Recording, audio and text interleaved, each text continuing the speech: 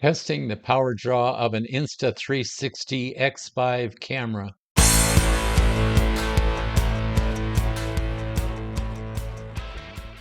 G'day folks, Don here from 3BR Power Sports. We make all-weather external power kits and sun shields with external power kits for action cameras like the DJI, GoPro, and Insta360 cameras.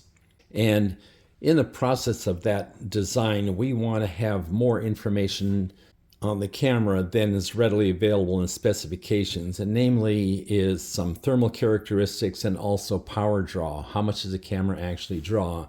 So today I want to test the Insta360 X5 360 camera.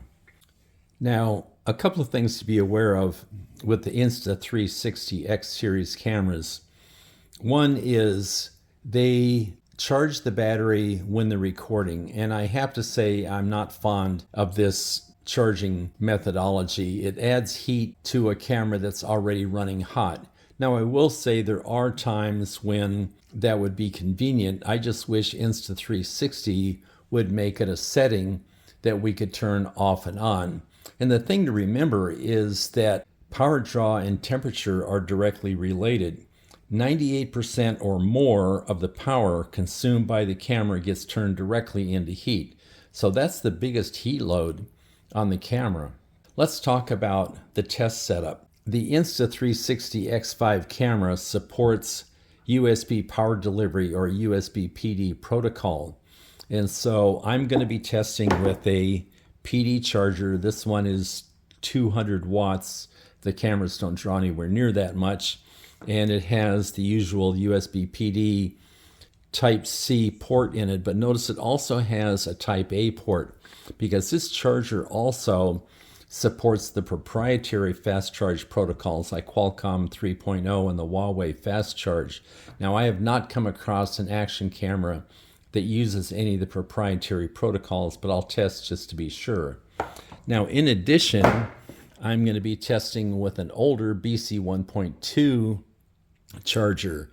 I'll be testing and gathering information on this little USB tester, which is connected to my laptop, and will be recording both voltage and current, which the tester automatically converts to watts. As I collect data, I'll be recording it on a spreadsheet like so. And you can see it's set up to test with and without a battery, USB PD, BC 1.2, and you can't test all the modes in a reasonable amount of time. So I'm going to test with the camera off, on, and then these record modes with all the other default settings turned on, whatever they may be. So 8K 30, 5.7K 60, 4K 120, and finally 4K 60 single lens. So let's go ahead and get started. All right, the camera's off. And you can see that it immediately jumps into USB PD mode, and we are drawing about 20 watts, something like that. Now that's a nice charge level. And notice it bounces all over the place. This is the camera negotiating with the charger, telling it how much it can handle. And the camera is being careful not to overload the batteries, so it's doing all kinds of magic to get a good charge level. So let's keep an eye on it for a little bit and see if it, oh boy, it's up to 27 watts. That's a really nice charge level. This is going to charge your battery quite quickly. And since it is bouncing all around, it's hard to pick a single value. And what I typically do is try to get something that's about the average.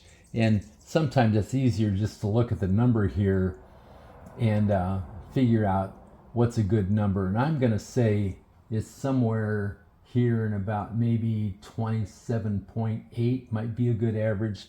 And that's close enough for what we're doing here. All right, let's save that. Let's go ahead and turn the camera on. And notice it dropped down to the BC 1.2 voltage level of 5 volts.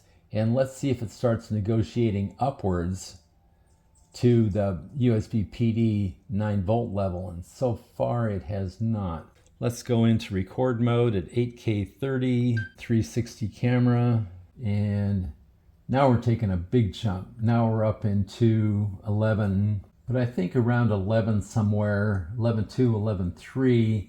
The biggest thing is how much has changed from on to record. This again is because it's adding the battery charge power to the record charge. Now I've got a whole lot of testing left to do here. All these other modes, BC 1.2, and then again the whole thing without the battery.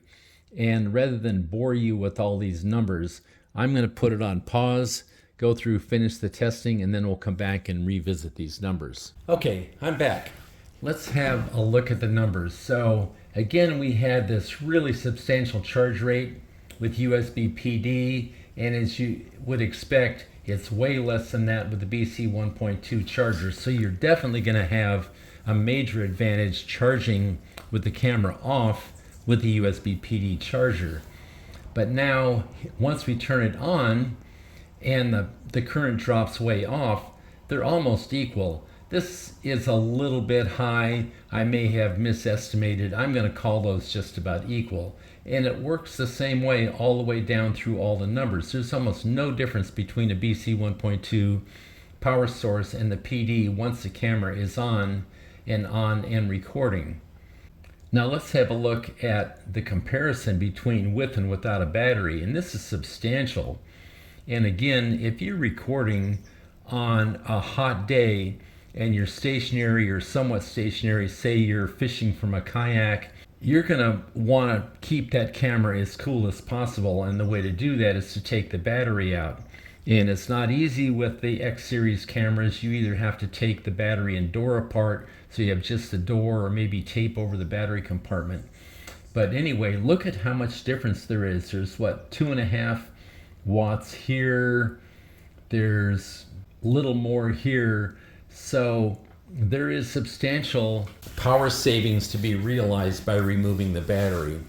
So again, I would like to see Insta360 offer an option of having the battery not charged when recording. And so there you have it, the Insta360 X5 360 camera power draw.